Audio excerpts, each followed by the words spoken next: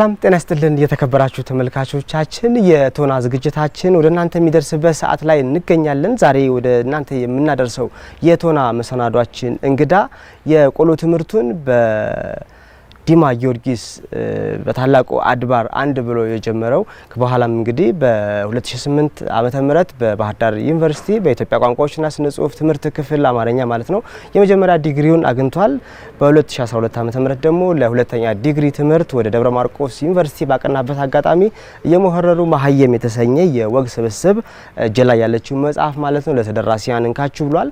በቅርቡ ደግሞ እንግዲህ እዚህ ባህር ዳር ላይ በአሳለፍነው ሳምንት ማለትም እንግዲህ በመስከረም 12 2017 ላይ ሁለተኛ የመጽሐፉን እንግዲህ ልብ ወለድ መጽሐፉን ከለቻ የተሰኘ ልብ ወለድ መጽሐፉን ማለት ነው ለተደራሲያን እንካችሁ በማለት በባህር ዳር ከተማም እንግዲህ አስመርቋል።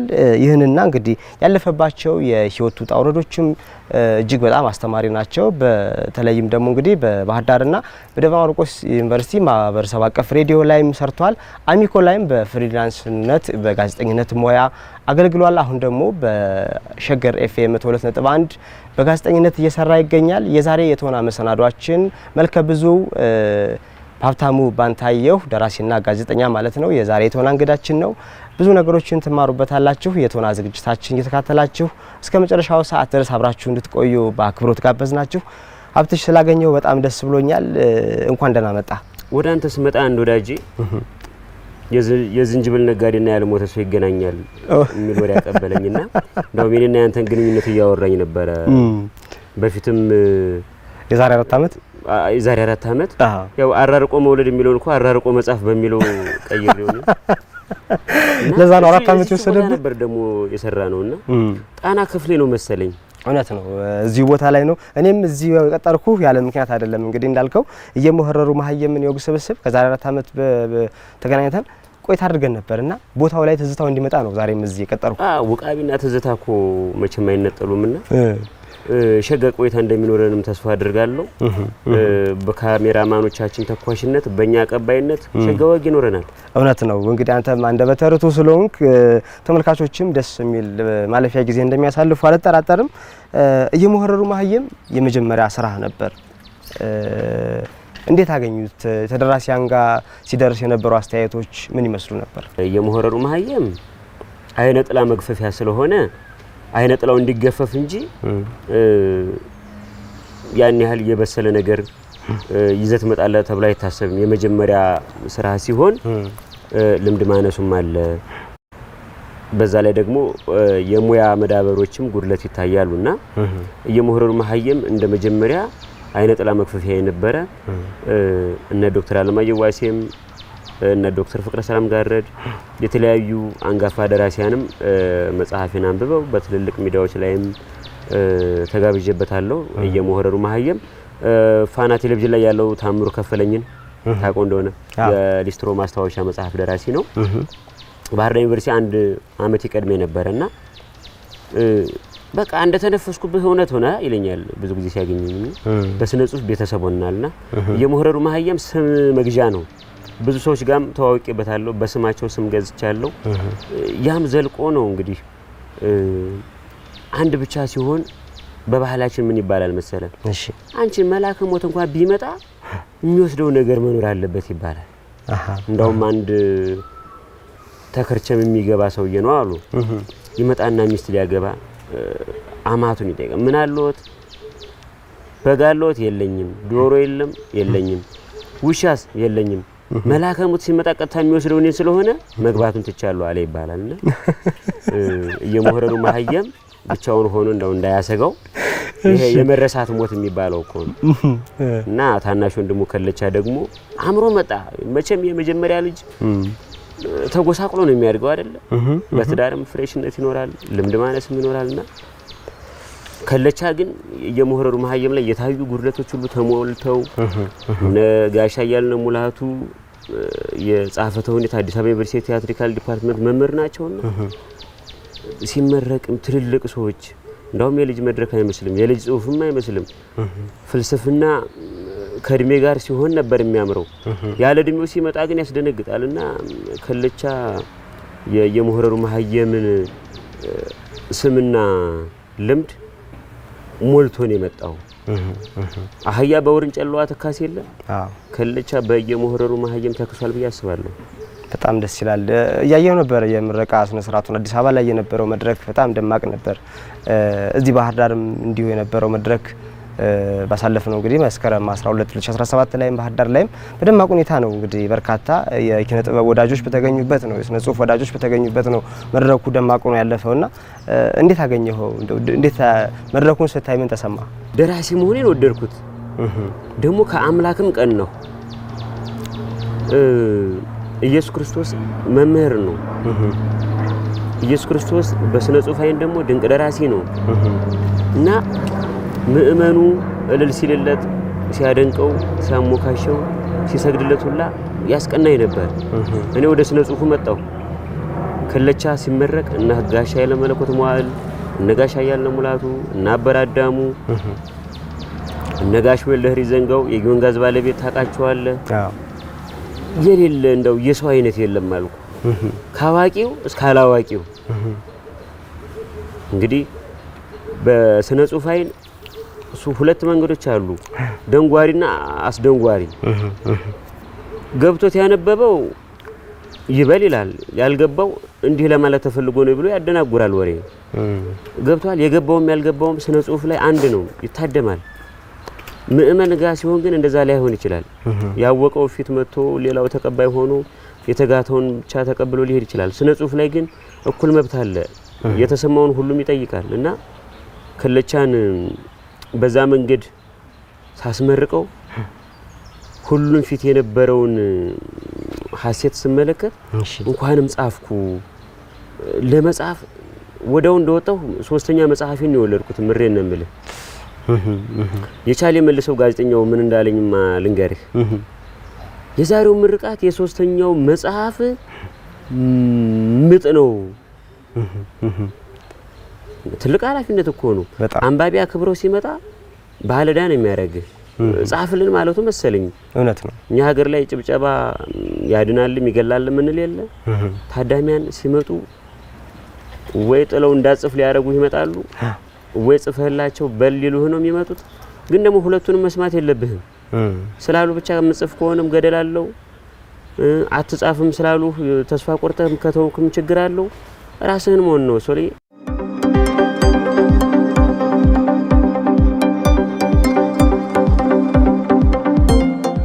መግቢያ ላይ እንደተጠቀስኩት የቆሎ ትምህርትን እንግዲህ በታላቁ አድባር በርካታ ሊቃውንት በወጡበት ዲማ ጊዮርጊስ ነውና በስልክ በነበረን ቆይታም እንደው መጽሐፍ ጋር የጻፍካቸው ነገሮች ትንሽ ግልጽ አይደሉም ስልህ የዲማ ቡቃያ አይደለሁ ብለኸኛልና ዲማ ብዙ ነገሮች ሚስጥር ባድማም ስለሚባል ዲማ ነው የጀመረ የቆሎ ትምህርትህና ከዛ በኋላ ደግሞ ወደ ወላይታ ሶዶ የሄድክባቸው አጋጣሚዎችም አሉና እስኪ ወደ ኋላ መለስ በልና አስታውሰኝ። ቱሪስትነት በሁለት መንገድ ሊመጣ ይችላል። አንድም ምናባችን በፈጠረው የሚጎበኝ ቦታ አለ። ተፈጥሯዊ መቸትና ምናባዊ መቸት ምንላቸው አሉ። በምናብ ምናስላቸው መቸቶች ሲኦል፣ ገነት አናያቸውም በስነ ጽሁፍኛ ቋንቋ። ተፈጥሯዊ መቸቶች ደግሞ አሉ ሊጎበኙ ሊዳሰሱ የሚችሉ። ዲማ ጊዮርጊስ በፍቅር እስከ መቃብር ተፈጥሯዊ መቸት ነው። ዓለም ያውቀዋል፣ መጥቶም ረግጦበታል፣ የተማሩትም አመስግነውበታል።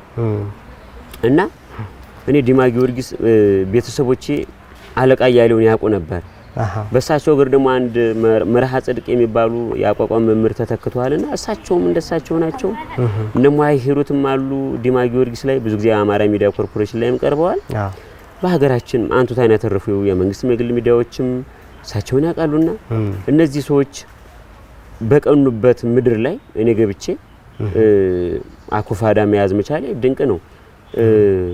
ምንም እንኳን አስኳላው ነጥቆ ቢወስደኝም ቶሎ ያለው ሂደት ሂሩት ብቸና በላይ ዘለቀ ሁለተኛ ደረጃ ትምህርት ቤት የምታስተምር አንድ ለወዮ ሀየለ የምትባል አይነ ስውር የአማርኛ መምህር ነበረችና እሷን ቤተሰቦቼ ያያሉ። አይነ ስውር ልጅ አለን ምን እናርገዋሉ? አስኳላ መግባት እንዳለብኝና እንደምችል የሷን እንቅስቃሴ ነው ያሳየቻቸው። ገብቷል። ወስዳ ስታስተምር አጎቴን እዛው ቁጭ ብሎ ስታስተምር አየ። ሁለተኛ ደረጃ በላይ ዘለቀ ትምህርት ቤት ዛቢቸና ማለት ነው። እሺ እና ወዳውኑ 1995 እንደነገርኩህ ወላይታ ሶዶ አይነ ሱራና ዳሪ ትምህርት ቤት ገባው። በዲማም የተሟሸ አምሮም ስለሆነ ለቀለም ባዳ አልሆንኩም። እየለዘበልኝ መጥቶ 2008 ባህር ዳር ዩኒቨርሲቲን የአማርኛ ቋንቋን ተቀላቀልኩ። እድሜ ለመምህር አብነት ሰለሞን ነው የሚለው።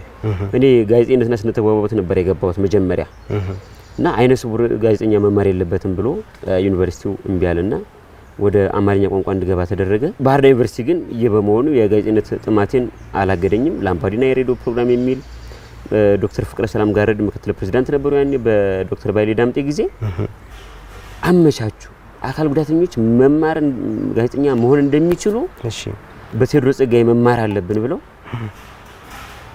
የሚገርም ሁሉን ወጪ እየቻሉ ፕሮግራም አዘጋጅ ነበርና የሀብታሙ ባንታየው ጉዞ በሰዎች የታጀበ በመልካም ሰዎች የተቀኘ ስለነበረ ምንም አይነት ፈተና ላይ ይሁን ብለ ጉራ አይደለም። ካንተ ጋርም ስንገናኝ አይነው ሀይ ደና ሆኖ ነው የመጣሁት አይደለም፣ የተጎዳ አይደለም። በሰው ያልተራበ ሰው አካሉ ሊጎዳ አይችልም ብዬን ማምነው ነው። ሀብታሙ ባንታየው እንግዲህ ለበርካታ አይነ ስውራንም ጭምር አሪያ የሚሆን ልጅ ነው። በጣም ብዙ ነገሮችን ማሸነፍ የቻለ በብዙ መንገዶች ያለፈ ልጅ ነው ሀብታሙ ባንታየውና በተለይ እንግዲህ ከተመረክ በኋላም ወደ ጋዜጠኝነቱ ፍቅር ስላለ በባህር ዳር ዩኒቨርሲቲ በማርቆስ ዩኒቨርሲቲ ማህበረሰብ አቀፍ ሬዲዮ ሰርተሃል። ከዛ ባለፈ እንግዲህ እኛ አሚኮ ጋም በፍሪላንሰርነት ረጅም ጊዜ ሰርተሃል። እውነት ነው።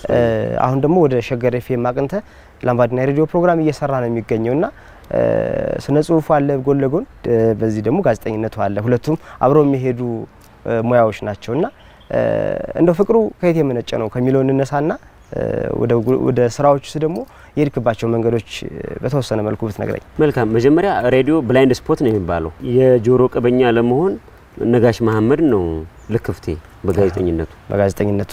አዎ።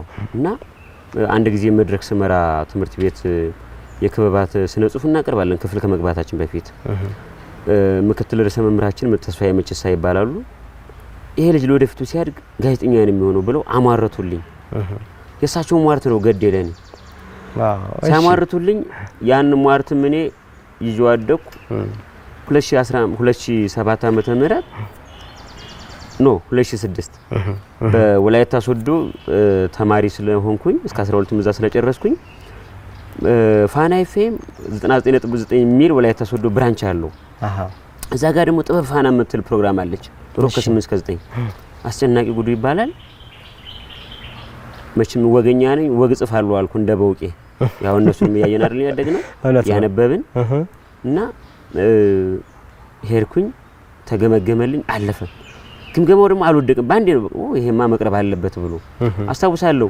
አንተ ማንበበዋል የሀገር ተሰበረ የሞረሩ ማህየምን ስናቀርብ በቴሌቪዥን ላይ የሚያቀርብካት እሷን ነበርና የሀገር ተሰበረ እሷ ነው መጀመሪያ ጊዜ ያቀርብኳትና የአማርኛ መምህሬ ብርሃኑ ክፍል አዘግቶ ነው የተደመጠልኝ በትምህርት ቤቱ እና ሚን ሚዲያ ላይ ደግሞ ኤፍኤም በስልክ ተከፍቶ ማይኩ ላይ ተደቅኖ የሀብታሙ ባንታየው የልጃችን ነው ይሄ ፕሮግራም አድምጡ ተብሎ 5 ደቂቃ ክፍለ ጊዜ ተሰርቆ ተደመጠ ትምህርት ቤት።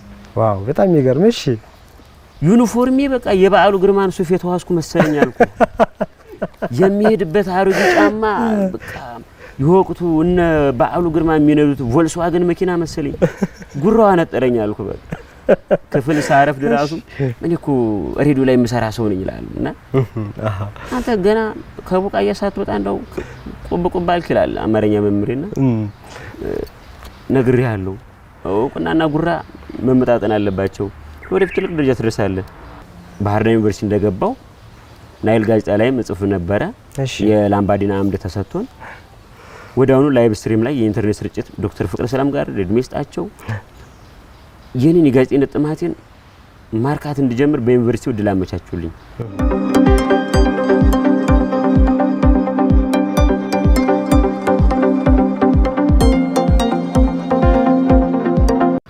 ልክ እንደተመረኩ ማርቆስ ዩኒቨርሲቲ ለሁለተኛ ዲግሪ በገባውበት አጋጣሚ በነገር ላይ ሽግግሩን ማንሳት ያስፈልጋል። እውነት ነው። ምክንያቱም ለሌሎች መነሻ ሊሆን ይችላል። ዶክተር ታፈረ መላኩ ይባላሉ የባህር ዳር የማርቆስ ዩኒቨርሲቲ ፕሬዝዳንት በወቅቱ ልክ ባህር ዳር ዩኒቨርሲቲ እንደጨረስኩ ቢቸና ከተማ አስተዳደር ህዝብ ግንኙነት ባለሙያ ተመድቤ ነበር። እሺ ሰኔ 23 ተመረቁ። ሐምሌ 1 ስራ ጀመሩ። ጋሹ ባለ ይባላል አሁን ክልል ትምህርት ቢሮ ላይ ነው ያለው። እሱ ያኔ የቢቸና ከንቲባ ነበረ። እሺ የሚገርምህ ውጤቴን አየ፣ የሰራውባቸውን ሰርቲፊኬቶች አየ። ባጭር እንድትቀጭ አልፈልግም ግን ለእንጀራ መቁረሻ እስኪሆነ ግባኔ ምን ቸገረኝ ምናምን አለ። ያን ይዤ ማርቆስ ዩኒቨርሲቲ ለዶክተር ታፈረ ስራ ተመድቤያለሁ ግን እኔ እዚህ መቅረት አልፈልግም። በዚህ እድሜ ደግሞ እኔ ማህበረሰቡ ጋር ገብቼ ምን ልሰራ ነው? ይኸውልህ ትልቁ ትምህርት ቤት ልምድ ነው ብዬ አስባለሁ። እውነት ነው። እና ልምድ የለኝም። አሁን እዚህ ማህበረሰቡ ጋር ምን ብዬ ነው ማበረከተው? ባይሆን በቀለምም በእድሜም ብገፋ አልኳቸውና ካልፈቀዱልኝ አልወጣም ከቢሮ አልኳቸው።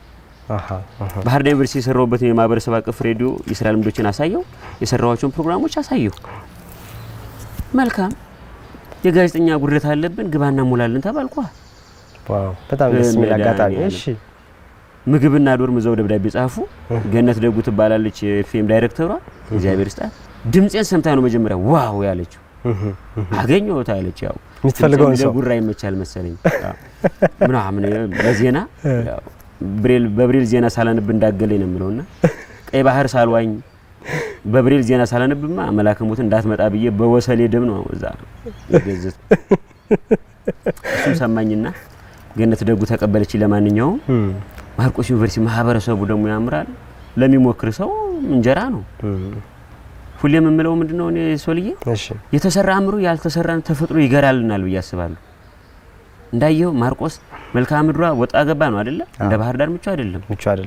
ማርቆስ ዩኒቨርሲቲ ማህበረሰብ ግን ተለምደዋል። ዩኒቨርሲቲያችን አዲስ ስለሆነ ነው ተለምደዋል። በርታ ትልቅ ጋዜጠኛ ነው የምትሆነው እያሉ ሞራል ይሰጡኛል። በመሃል ታዲያ ሬዲዮ ላይ የምተርካቸውን መጣጥፎች ወጎችን አድማጩ ለምንድነው መጽሐፍ የማይሆኑት አለ። እሺ የመሆረሩ መሀይም ተከተባ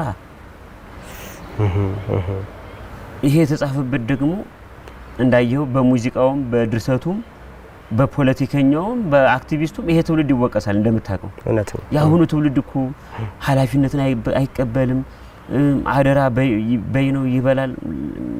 በቃ ውጭና ፋቂ ቅርብና አቂ ነው ምናምን ይባላል አይደል?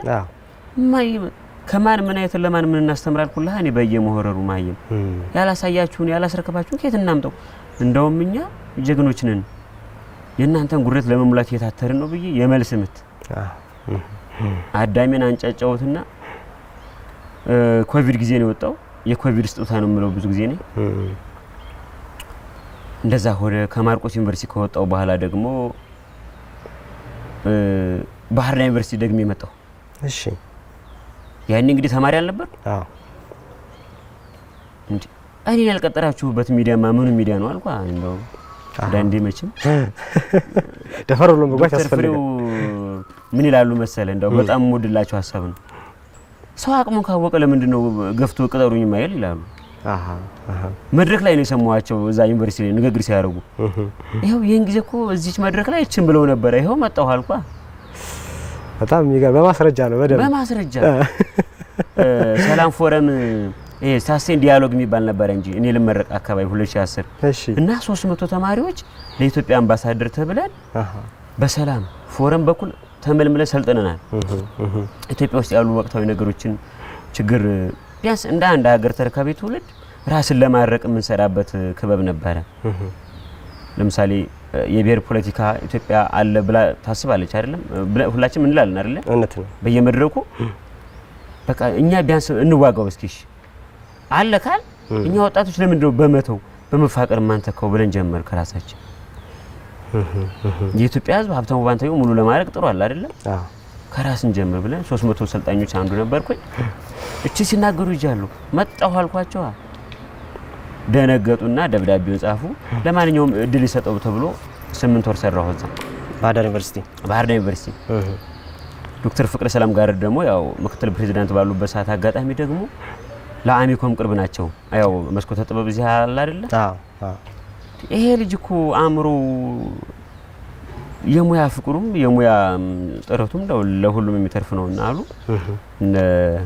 ነው መልካም የሰሩ መልካም መመስገን አለባቸው ብያስባለሁ እውነት ነው ሙሉቀን ሐላፊው ዶክተር ይላኩታል መጽሐፌንም አይቷል እንዴት ድሮ ጸጋዬ መሆን ፈልጋለሁ ብሏል እስኪ እንዲሆን እንፍቀድለት ነው ያለው በቃ መሆን ፈልጋለሁ ብሏል እንዲሆን እንፍቀድለት ብርሃኑ ክንዱ በኃላፊነት ተቀበለ ቅዳሜ አመሻሽ ላይ ተመደቡ ሙያዬም አይናፋርነቴም እየለቀቀ ሲመጣ ከመጽሐፍት ጓዳም እና ፈረደች ታጋም የተወያየን በድንቅ ጽሁፍ መድረክ ነበር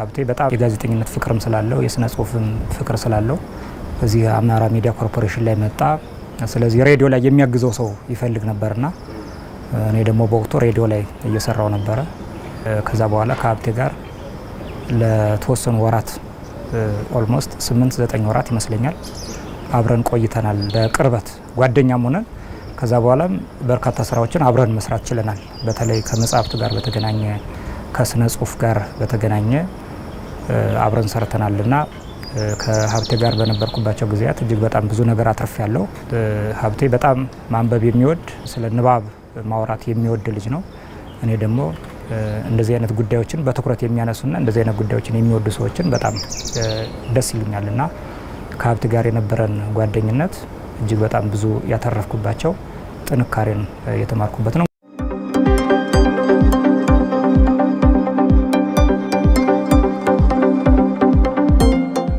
አሁን ሌላው አይነ ስውር ሌላው አካል ጉዳተኛ መንገዱ ዳገት ሊሆንበት ይችላል ዳገት የሆነበት መንገድ ከምን አንፃር መሰለ ሶልዬ የሰው ሀብታም መሆን ስላልቻለን ነው እኔ የሰው ልጅ ታገኘዋለሁ ብዬ አልነቅም ጋሪ የሚገፋው ነገ መኪና ይዞ እንደማገኘው አምናለሁ ትክክል ዛሬ ምጽዋት የጠየቀኝ ሰው ነገ ባለጸጋ ሆኖ ሊያግዘኝ እንደሚችል አምናለሁ እብድ ነው ብዬ የናኩት ሰው ነገ መንገድ እንደሚያሻግረኝ አምናለሁ መስቀልኛ ላይ ትክክል የሰው ልጅ ታገኘዋለሁ ብዬ አላስብም እኔ በዛ መሃል ታዲያ ሰዎች ጋርም ስቀርብ ሐሳብ እንዲሞሉልኝ እንጂ መጀመሪያ ቁሳቁስ እንዲሞሉልኝ አይደለም የኔ ጥያቄ አይነ ስጋዬ ሳይሆን አይነ ስጋዬን እንድታበሩልኝ ሳይሆን አይነ ልቦናዬን እንድታበሩልኝ ነው የምፈልገው እናንተ ጋር ማመጣጤ እንደዚህ ነው አይነ ስውርነቴን ቀድማችሁ እንድትነግሩኝ አይደለም አይነ ልቦናዬን ብሩህ አእምሮ እንዳለኝ ነግራችሁኝ እንድትሞሉልኝ ነው ፈልገው ብላችኋል ይገርማችኋል ደስ ይያላችሁ ነው የሚያግዙኝ እኔ ዶክተር ፍቅረ ሰላም ጋር ድጋም መጀመሪያም ስገባ እንደኔ በጥባጭ ተማሪ መቼም አግኝቶ አያውቁም ለወደፊት ማያገኙም እኔን ያግዙኝ ያለ እና ደስ ይላችኋል መላው አካል ጉዳተኛ ከሄለን ኪለር ታሪክ መማር የምንችል ይመስለኛል የሷ እንደውም እጥፍ ድርብ እኮ ነው ችግሯ አለመስማት አለማየት አለመናገር አይከብድም ሶሊ በጣም በጽሁፍ ብቻ መናገር በጣም ድንቅ እኮ ነው እና እነዚህ ነገሮችን በብሩህ ተስፋ በብሩህ አላማ ነው ያሸነፍኳቸውና ማስተምርበት ታሪክ የለኝም ግን እምኖርለት ታሪክ አለኝ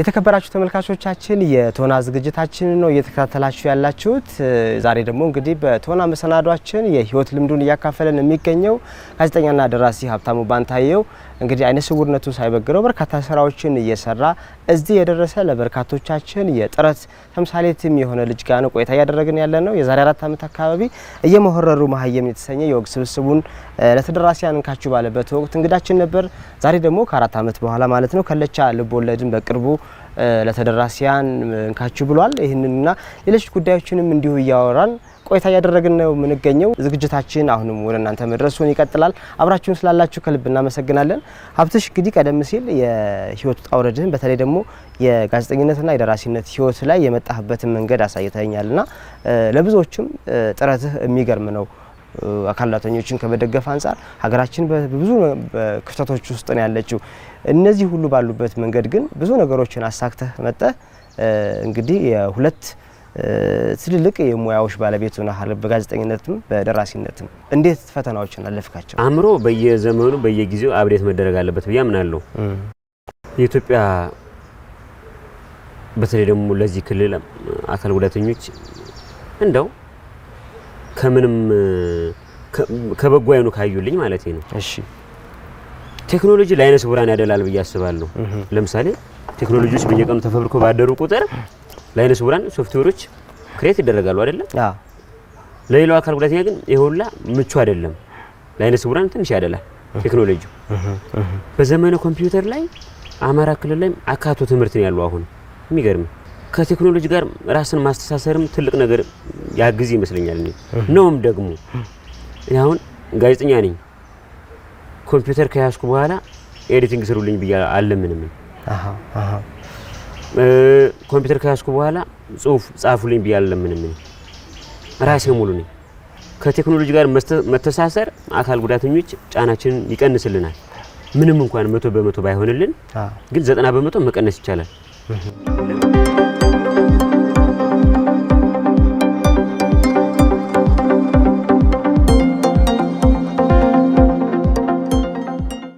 የስነ ጽሁፍ ችሎታው የንባብ ችሎታው ፍላጎቱ አይደለም ግን ያንን ስራ እንዴት እንደሚወደውና ያለው ዲቮሽን በጣም ይገርመኛል። ማለት በጣም ዋጋ ለመክፈል እሱ እንኳን ዋጋ መክፈል አይለውም። ኢንተርቴን ነው የሚያደርገው፣ ይዝናናበታል። በዛ በሚያልፍባቸው ችግሮች እንዳልከው አይነ ስውር ነው ሀብቴ። ብዙ ችግሮች አሉባቸው እነሱ አይነ ስውራን። የሚፈልጓቸውን መጽሐፍት የሚያነብላቸው ሰው እጥረት አለባቸው።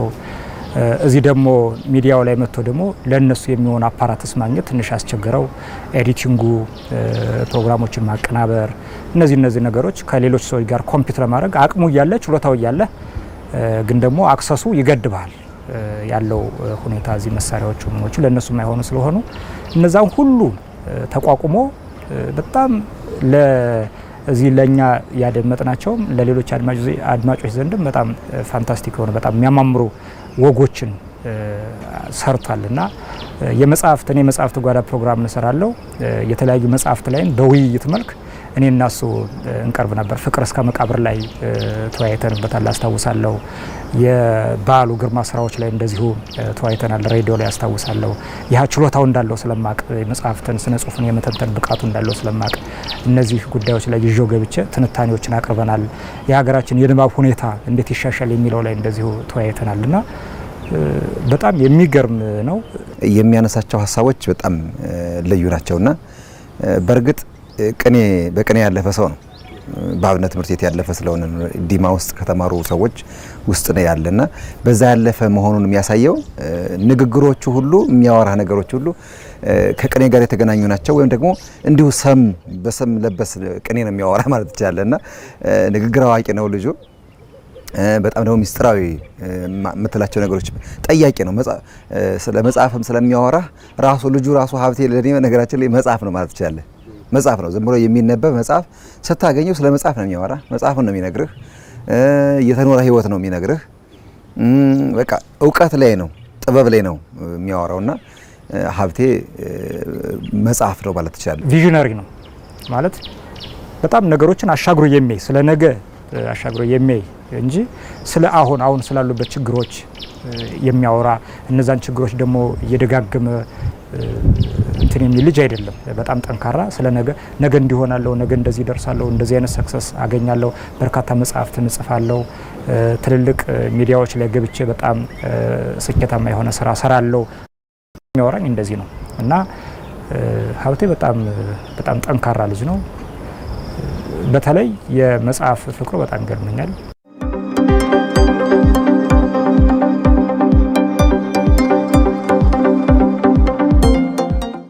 ለማንበብ ደግሞ ዘመኑ ጥሩ ነው። እያንዳንዱ ሶሻል ሚዲያ ላይ መጽሐፎች ይተረካሉ እኮ። አሁን ቱባቡክ ይባላል የኔን መጽሐፍ ገዝቶኝ አሁን ለመተረክ እየሰራ ያለው የንባብ መደብር ነው በኦንላይን ማለት ነው።